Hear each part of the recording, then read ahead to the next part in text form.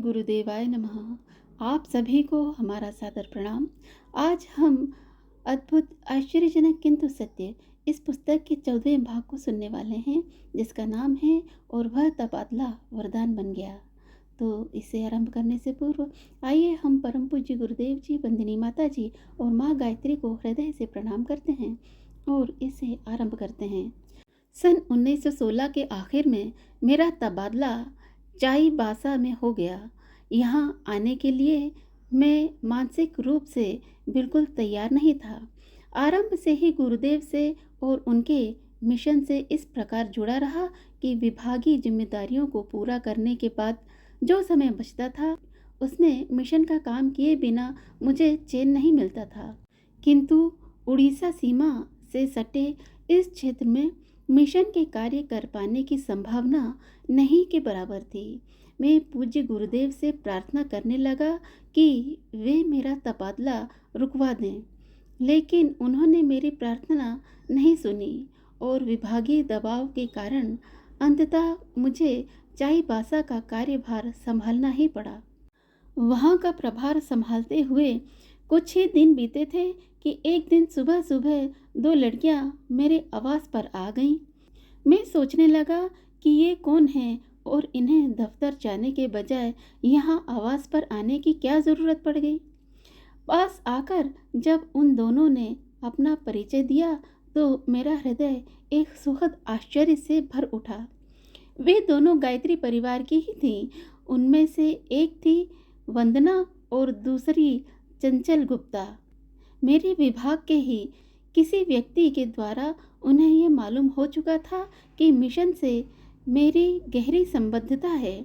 वे इस उम्मीद से मेरे पास आई थी कि उनके द्वारा जैसे तैसे चलाए जा रहे मिशन के कार्यक्रमों को विस्तार दिया जा सके। उन्होंने बताया कि मिशन का नाम जानने वाले यहाँ गिने चुने लोग ही हैं। वे दोनों अपने स्तर से पूरी तरह प्रयासरत हैं, फिर भी मिशन को मजबूती नहीं मिल पा रही है। इन प्रयासों में अधिकाधिक समय देने के कारण गाहे बगाहे इन्हें घर परिवार वालों की डांट भी सुननी पड़ जाती है। इन विकट परिस्थितियों में उनके द्वारा किए जाने वाले प्रयासों की मैं मन ही मन सराहना किए बिना न रह सका। मुझे लगा कि इन दोनों बहनों के साथ मिलकर इस क्षेत्र में मिशन को मजबूत करने के लिए ही परम पूज्य गुरुदेव ने मुझे यहाँ भेजा है। तभी उन्होंने तबादला रुकवाने की मेरी प्रार्थना स्वीकार नहीं की थी। अब मुझे सबसे पहले 9 कुंडी यज्ञ के लिए एक स्थान का चयन करना था। इसके लिए शंभु स्थान शंकर मंदिर मैदान उपलब्ध हो गया। यज्ञ में लोगों को शामिल करने के लिए सघन प्रचार की आवश्यकता थी। इसके लिए जगह जगह छोटे छोटे दीप यज्ञों का आयोजन कर लोगों को संदेश दिए जाने लगे। घर घर संपर्क कर विशेष गोष्ठियों का आयोजन किया गया ताकि स्थानीय लोगों को युग निर्माण योजना के बारे में विस्तार से बताया जा सके। इधर लोगों के बीच प्रचार के कार्य चल रहे थे, उधर कुंड निर्माण से लेकर साधन सामग्री जुटाने का प्रयास किया जा रहा था। यज्ञ की तैयारियों में शुरू से अंत तक कहीं कोई अड़चन नहीं आई। चारों ओर से सहयोग की बारिश होने लगी। भोजन प्रसाद की व्यवस्था श्री रुंगटा ने की। दीप यज्ञ और हवन के लिए घर घर से आमंत्रण आने लगे। विभिन्न व्यावसायिक ग्रुपों ने भी सहयोग का हाथ बढ़ाना शुरू कर दिया। मारवाड़ियों के एक व्यावसायिक प्रतिष्ठान कोल ग्रुप द्वारा दीप यज्ञ का आयोजन किया गया। अंततः यज्ञ इतने भव्य रूप से संपन्न हुआ जिसकी कल्पना भी नहीं की गई थी। इस यज्ञ के दौरान ही शक्तिपीठ की स्थापना की बात रखी गई। रायपुर के एक मारवाड़ी सज्जन ने शक्तिपीठ के लिए स्थान की पेशकश की। 3 कट्ठे के अहाते में बना हुआ 3 कमरे का मकान, चौड़ा बरामदा, अहाते के अंदर ही चापाकल स्थान के उपलब्ध हो जाने से शक्तिपीठ के निर्माण का कार्य द्रुत गति से चल पड़ा। 18 जनवरी 1997 को भूमि पूजन हुआ। एसपी रामजी साहब ने शक्तिपीठ के निर्माण के लिए विधि पूर्वक भूमि पूजन किया। यह भूमि दरअसल एक बहुत बड़े भूखंड का हिस्सा थी। उस पर काफी दिनों से कोर्ट में केस चल रहा था, जिसमें पूर्वोक्त मारवाड़ी सज्जन को कुछ इस तरह लपेटा गया था कि भूमि पर उनका अधिकार साबित होने की कम ही गुंजाइश थी। प्रतिपक्ष की जोड़ तोड़ के कारण स्थिति कुछ ऐसी बन गई थी कि उनको जेल भी जाना पड़ सकता था।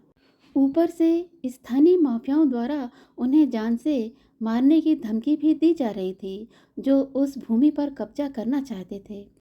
शक्तिपीठ के लिए इस भूमि को दान में देने की मौखिक पेशकश करते ही परिस्थिति कुछ इस प्रकार पलटती चली गई कि सारे विरोधियों के सब प्रयास धरे के धरे रह गए।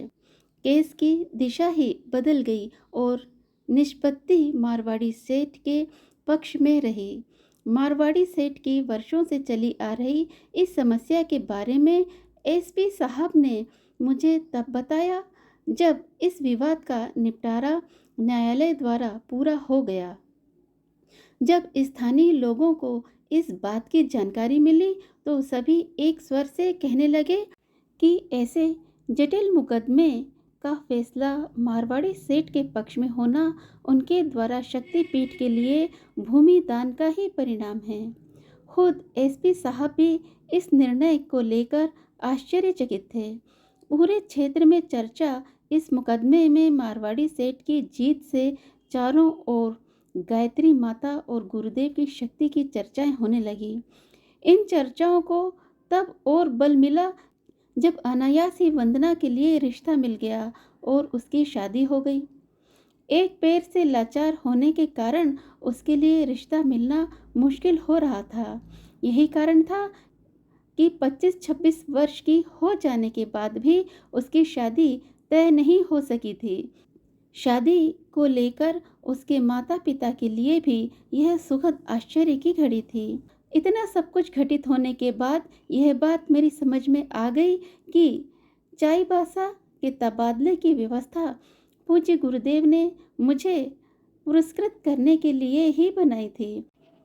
तबादले के समय मैं यह सोचकर मरा जा रहा था कि वहाँ मिशन के काम मुझे अधूरे छोड़ने पड़ेंगे, लेकिन यहाँ आकर जब शक्तिपीठ की स्थापना जैसे महत्वपूर्ण कार्य मुझ अकिंचन के द्वारा पूरा हुआ तो मेरा रोम रोम गुरु सत्ता की असीम अनुकंपा के प्रति कृतज्ञता व्यक्त करने लगा। प्रस्तुति केपी पांडे, IAS पटना। तो आज के लिए केवल इतना ही। इसके आगे हम फिर मिलेंगे इसकी अगली वीडियो में, इसके अगले भाग को लेकर, जिसका नाम होगा नतमस्तक हो गए वनवासी लुटेरे। तो आइए जाने से पूर्व हम परम पूज्य गुरुदेव जी, वंदिनी माता जी और माँ गायत्री को हृदय से प्रणाम करते हैं और आप सभी से आज्ञा लेते हैं। तो अगली बार मिलने तक आप सभी को हमारा सादर प्रणाम।